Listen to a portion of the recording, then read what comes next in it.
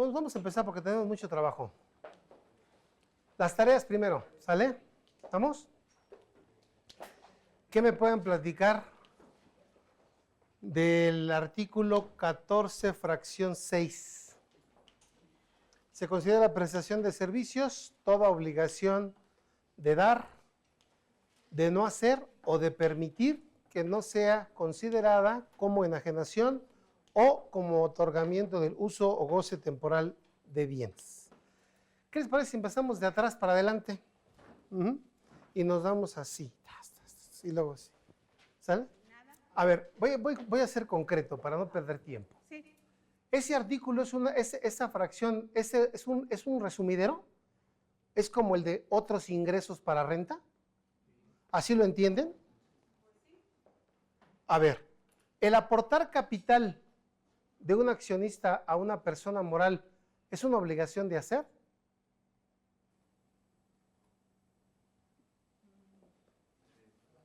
Sí, yo agarro y digo, ¿sabes qué? Hacer, o es una obligación de dar, o es una obligación de permitir. ¿Qué tipo de obligación es, Guadalupe? ¿Es una obligación de hacer? No, contéstame, no. Eso espero la respuesta, no. ¿Es una obligación de no hacer? No.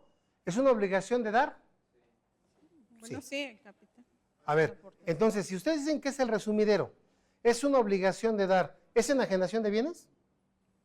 La aportación de capital, Sí. no, ¿Es otorgamiento del uso o goce temporal de bienes? tampoco. Entonces, ¿es una obligación de dar? ¿Entonces está grabada? Si nos viéramos a hablar de que la prestación de servicios son los honorarios, pues no tendría caso que estuviéramos aquí platicando. Claro. Hay que decir algo que valga la pena explorar, ¿no? Bueno. A ver. Aunque nos equivoquemos, empezando por mí.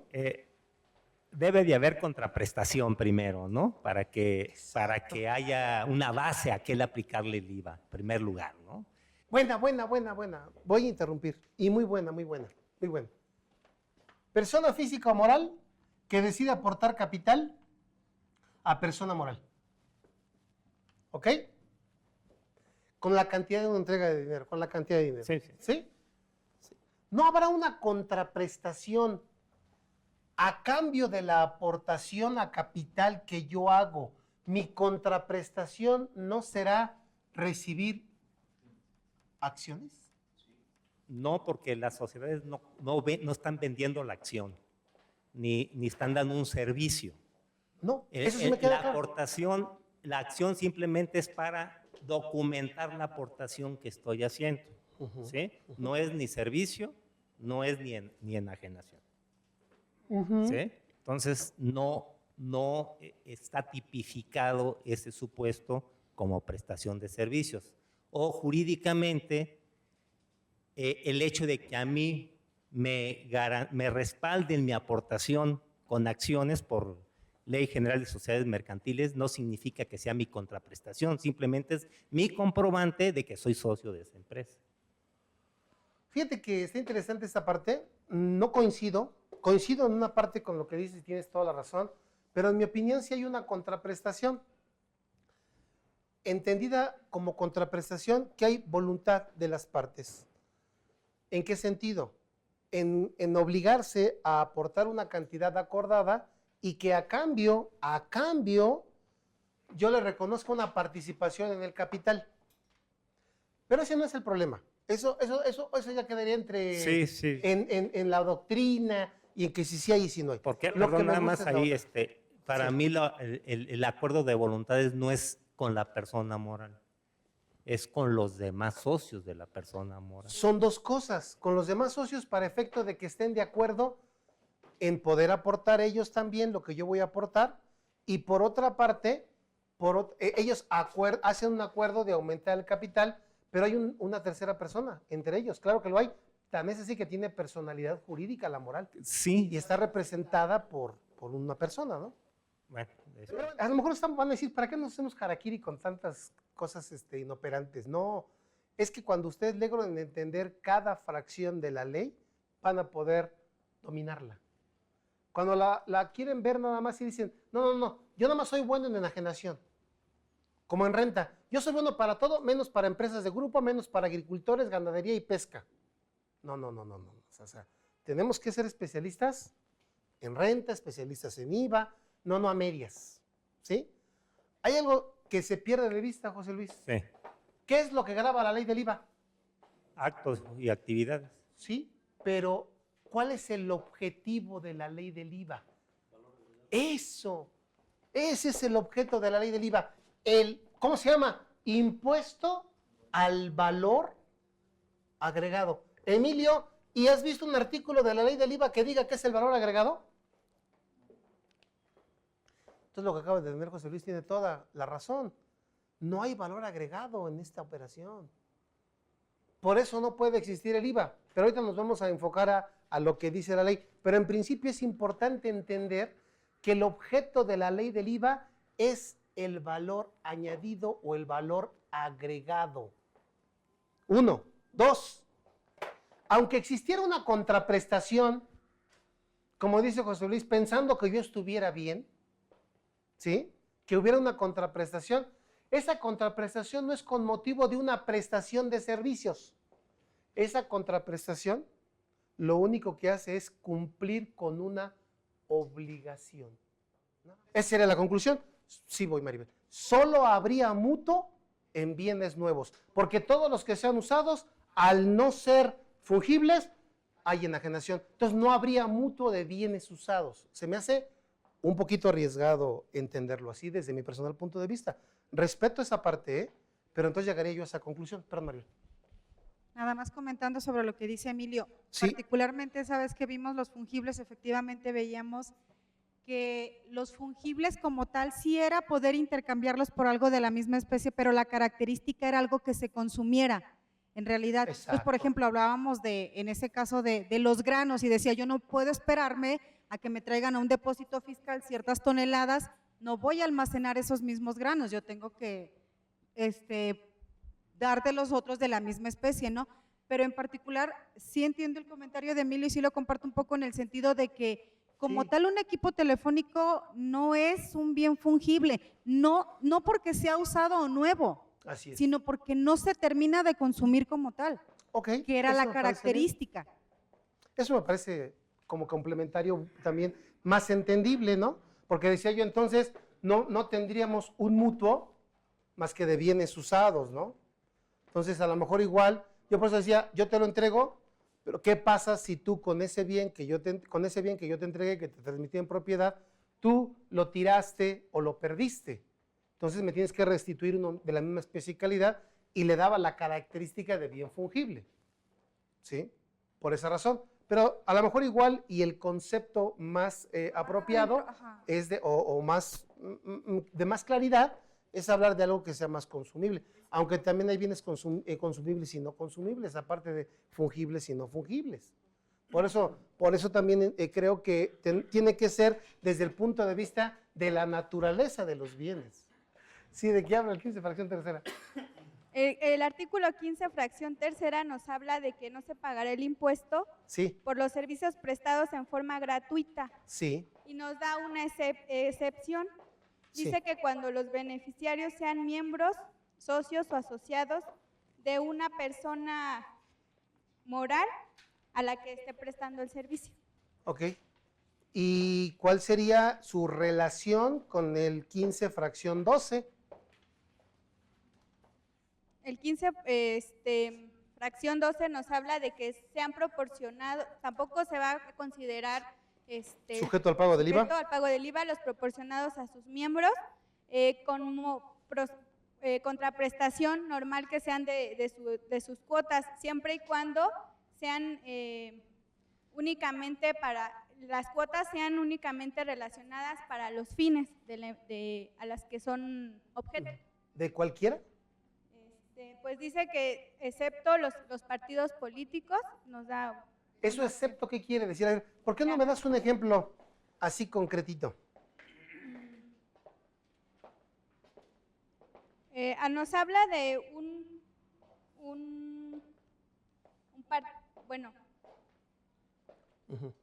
bueno, dice que no van a ser objeto, no se va a pagar por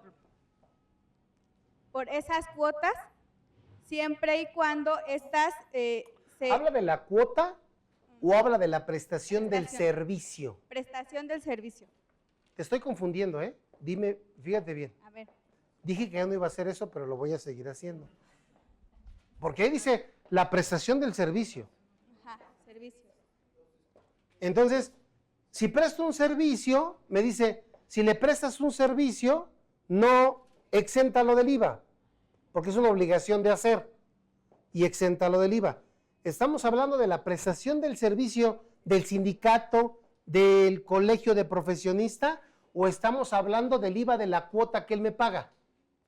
No, del IVA que él paga. No de la- Del servicio. Ajá, Entonces la cuota no está exenta. pues no. A ver. ¿La cuota está grabada? Tampoco.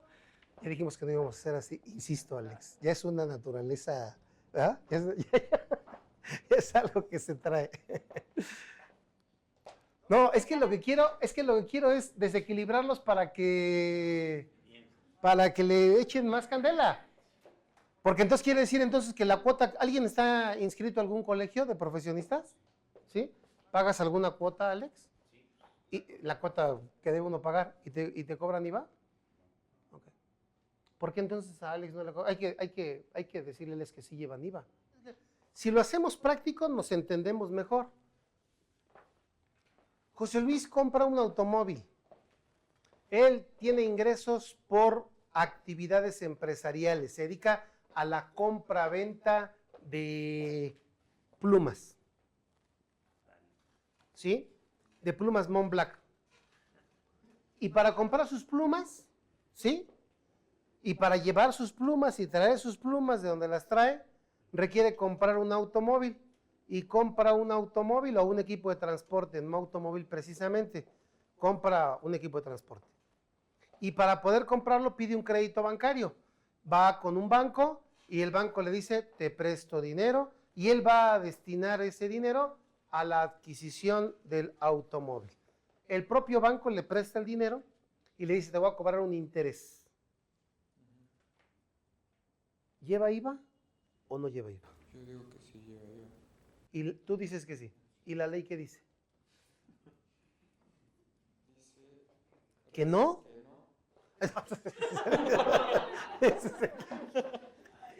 Ese es el que sí me chamaquea feo, ¿verdad? Sí, sí. Qué bueno que está grabado, Sergio, ¿eh? Qué bueno. Hay un Dios, hay un Dios. A ver, Sergio, por fin. ¿Sí lo leímos o no lo leímos, Sergio? No se pagará el impuesto, se trata de que, así es, siempre aquellas personas se encuentren inscritas en el Registro Federal de Contribuyentes. Entonces, concretando, ¿en tarjeta de crédito se paga IVA en los intereses, Sergio? ¿En crédito otorgados a personas físicas que realizan actividades empresariales se causa el IVA? No. ¿Y entonces por qué has visto que sí lo cobran los bancos? Sí lo has visto, ¿no? Entonces, ¿estaremos mal nosotros? ¿O qué pasó? ¿Qué está pasando, Sergio? Lo que pasa es que por regla general, el banco va a cobrar el IVA, porque el banco no sabe si realizas actividad empresarial o no. Entonces, lo que tienes que hacer es, inmediatamente que contrates, presentarle por escrito y decirle, querido banco, te informo que los bienes son inversión para mi actividad empresarial.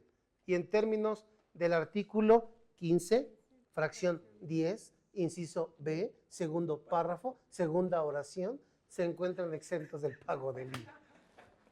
¿Ya? ¿Sale? Escuchen con atención y lo van a comparar ahorita con otro artículo, el 11. ¿Cómo dice? Se considera que se efectúa la enajenación de Se bienes. considera que se efectúa la enajenación. Perfecto, sí. Exactamente. Solo para IVA y para enajenación de bienes. Fíjate la redacción, y perdón. Se considera que se efectúa la enajenación. Ajá. De los bienes De los en bienes. el momento en el que efectivamente efectivamente se cobren las contraprestaciones Y sobre monto de cada uno de ellas. una de ellas. A contrario, Censo, si no se cobra la contraprestación, no se considera enajenación. ¿Ahí vamos bien? Enajenación. ¿De acuerdo? Ahora vean, por favor, en el artículo 18, en prestación de servicios. ¿O es 17? ¿El 22? Es el 17. El 17. A ver, fíjate, por favor, fíjate. El 17, ¿cómo dice? En la prestación de servicios se tendrá obligación de pagar. O se tendrá obligación de pago, de pagar. ¿Por qué no dijo que se considera la prestación de servicios hasta el cobro?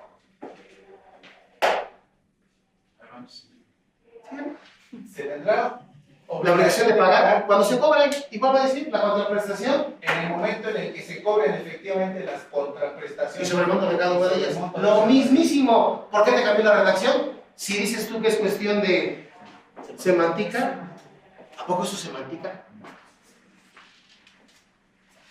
¿Ya te diste cuenta?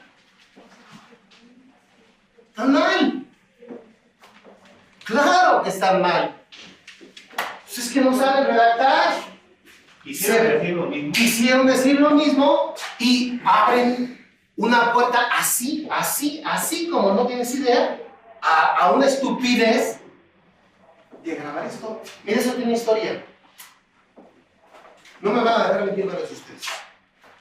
¿Qué pasaba hasta el 2001? El IVA se causaba cuando se facturaba. Exactamente. Dime qué tenía que ver la utilidad cambiaria. Nada. Nada. ¿Correcto? El artículo 1 de la ley del IVA no ha cambiado desde 1978. No ha cambiado el 1. ¿De acuerdo? ¿Qué quiere decir? Que no ha cambiado el objeto. Y si en aquel entonces no se pagaba IVA con la fluctuación cambiaria, ¿por qué hoy sí? Si no cambió el 1. Porque grabaron o consideraron objeto lo que a lo devengado no era objeto. ¿Y por qué lo grabaron? Por la redacción del artículo 11. Cuando tú me preguntes, oye, ¿sobre cuántos son IVA? ¿280 o 310? Yo te voy a decir, ¿qué es enajenación de bienes? Sobre 310. ¿Qué es prestación de servicios? Sobre 280. ¿Absurdo o no? ¿Estúpido o no?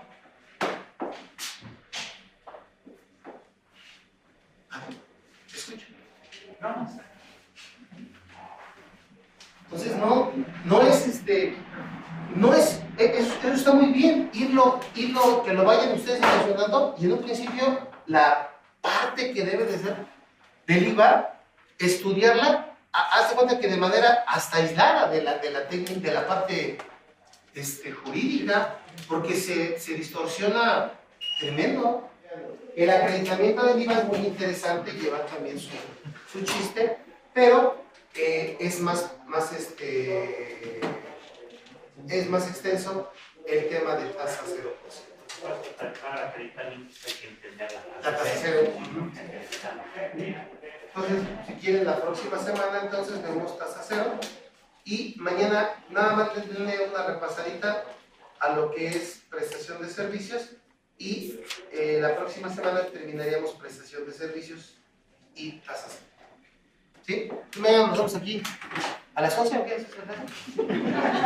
A las 10. A las 9, ¿no?